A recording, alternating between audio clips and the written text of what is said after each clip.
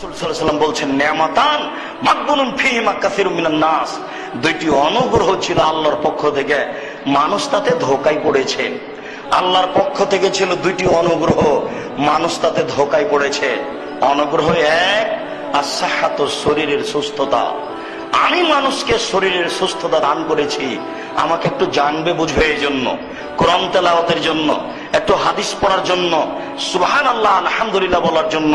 কিন্তু সেটুকু সময় কাটালো টিভি দেখে, কিন্তু সেই সময়টুকু কাটালো তাস খেলিয়ে, সেই সময়টুকু কাটালো দাবা খেলে, এতেও প্রতারণায় পড়েছে। আর এক অল ফারাক, অবসর। একটা মানুষ সকাল 9টায় বাড়ি থেকে বের হয় ব্যবসা উদ্দেশ্যে, রাত 10টায় আসে, এটা হলো তার কর্ম। আর রাত 10টার পর থেকে পরের দিন সকাল 9টা পর্যন্ত অবসর। এই অবসর সময়টুকু খেলতামাশার জন্য নয়, এই অবসর সময়টুকু টিভি দেখার জন্য নয়, এই অবসর সময়টুকু ঘুমানোর জন্য আর তাসবিহ তাহলিল জিকির আজকার কোরআন তেলাওয়াতের জন্য। মানুষ দুইটি অনুগ্রহকে ভুল বুঝেছে। এক, শরীরের সুস্থতা। দুই, মানুষের জীবনে অবসর। আমরা তো বুঝেছি যে চাকরি শেষ হয়ে গেলে অবসর, রিটায়ার্ডের নাম অবসর। জি না, আল্লাহ তাআলা বলছেন আমাদের নবীকে, ফাইদা ফারাগতা ফানসব ওয়া ইলা রাব্বিকা ফারগাব, যখন আপনি আপনার কর্ম থেকে অবসর হবেন। তো রাসূল সাল্লাল্লাহু আলাইহি ওয়াসাল্লাম কোন চাকরি করতে গিয়ে রিটায়ার্ড হলেন? যখন আপনি আপনার কর্ম থেকে অবসর হবেন, তখন আপনি কঠোর পরিশ্রমে আত্মনিয়োগ করুন। তাহলে ওই কর্মের চেয়ে কর্ম কঠিন। সারা দিন ডিউটি করেছেন, ধরেন দাঁড়িয়েছিলেন, পাহারাদার হয়েছিলেন, 8 ঘন্টা পাহারাদার ব্যাংকের, এটা কর্ম। ওটা যত কঠিন ছিল, এখনকার সময়টা আরো কঠিন বলে আল্লাহ বলছেন। সেটা কি? মনটা চাচ্ছে একটু টিভি চালাই, তখন বিবেক বলছেন না, তাসবিহ গণনা করতে হবে, যে কোরআন তেলাওয়াত করতে হবে, যে মনটা চাচ্ছে, শরীর খুব ক্লান্ত, ঘুমিয়ে যায়, কিন্তু আল্লাহ বলছেন না, কিছুক্ষণ কোরআন তেলাওয়াত করতে হবে, কিছুক্ষণ বই পড়তে হবে, কিছুক্ষণ সুবহানাল্লাহ আলহামদুলিল্লাহ বলবে।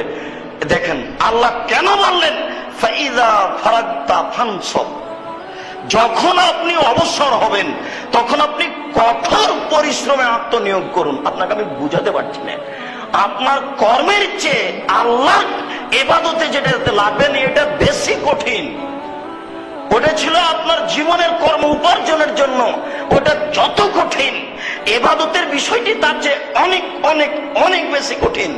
এরপরে তিনি বলছেন ওয়া ইলা রাব্বিকা ফারগাব, আপনি আপনার প্রতিপালককে যেটা বলতে চাচ্ছেন সেটা কাকতি মিনতি করে বিনয়ের সাথে চোখের পানি ফেলে বলুন, এমনি হবে না। ওয়া ইলা রাব্বিকা ফারগাব, ফারগাব শব্দের সাথে যখন ইলা শব্দ ব্যবহার হয়, তখন হয় একবারে বিনয়ের সাথে বলা, কান্নাকাটির সাথে বলা, কাকতি মিনতি করে বলা। সম্মানিত মসজিদের মুসল্লি, আমরা চাকরি করি, ব্যবসা করি, এখন রিটায়ার্ড হয়ে গেছি, আর ব্যবসা করতে পারি না, তাই আমার অবসর। এই কথা ভুল। মানুষের জীবনে যে যেটা কর্ম করে উপার্জনের জন্য, ওই কর্মটুকু 24 ঘন্টার যেটুকু ফাঁকা আছে সেটুকুর নাম অবসর। আমি কি দিয়ে বুঝাই, আমি হয়তো বুঝাতে পারছি না। আপনার কর্মজীবনে যেটুকু কর্ম আছে, এরপরে যেটুকু থাকছেন, সেটুকুর নাম অবসর সময়।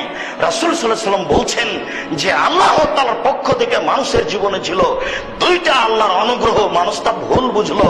তার একটা অনুগ্রহ হচ্ছে শরীরের সুস্থতা। অসুখ হলে আপনি ইবাদত করতে পারবেন না, তাই আপনার সুস্থতা হচ্ছে আল্লাহর বড় দান, আপনার সুস্থতা হচ্ছে আল্লাহর বড় দান। এরপর আপনি অবসর, কর্ম থেকে যেটুকু আছেন এটুকু অবসর, এটুকু আপনি টিভি দেখিয়েন না, এভাবে খেলা দেখে সময় কাটায়েন না। মুহাম্মাদুর রাসূলুল্লাহ, লা ইলাহা ইল্লাল্লাহ মুহাম্মাদুর রাসূলুল্লাহ।